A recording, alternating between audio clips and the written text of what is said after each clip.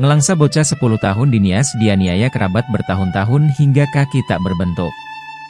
Seorang bocah perempuan berusia 10 tahun di Nias diduga menjadi korban penganiayaan kerabatnya sendiri selama bertahun-tahun hingga kakinya tak berbentuk lagi. Kasus tersebut mencuat setelah videonya viral di media sosial yang memperlihatkan seorang bocah perempuan berinisial NN diduga mengalami cacat pada kakinya akibat penganiayaan oleh keluarga pamannya. Peristiwa itu disebutkan terjadi di Desa Hilikara, Kecamatan Lolowau, Kabupaten Nias Selatan, Sumatera Utara.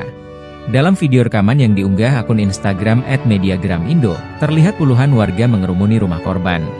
Di lokasi tersebut, polisi tampak membawa dua pria yang diduga paman dan kerabat korban ke dalam mobil. Pada potongan video lainnya, bocah tersebut terlihat sudah berada di sebuah puskesmas. Kaki bocah tersebut tampak seperti patah sehingga membuatnya tidak dapat berjalan normal seperti biasa. Narasi dalam video menjelaskan bahwa sejak usia 3 tahun, bocah itu tinggal bersama pamannya karena kedua orang tuanya telah meninggal dunia.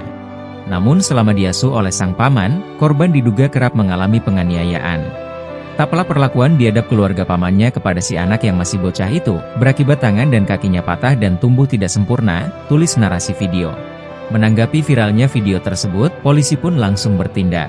Kapolres Nias Selatan, AKBP Ferry Mulyana Sunaria telah mengunjungi korban yang kini dirawat di UPTD Puskesmas Lolowau Nias Selatan, Senin, 27 Januari 2025. Ferry menyatakan pihaknya akan mengusut kasus ini hingga tuntas. Saat ini, sejumlah saksi terkait dugaan penganiayaan tersebut telah diperiksa.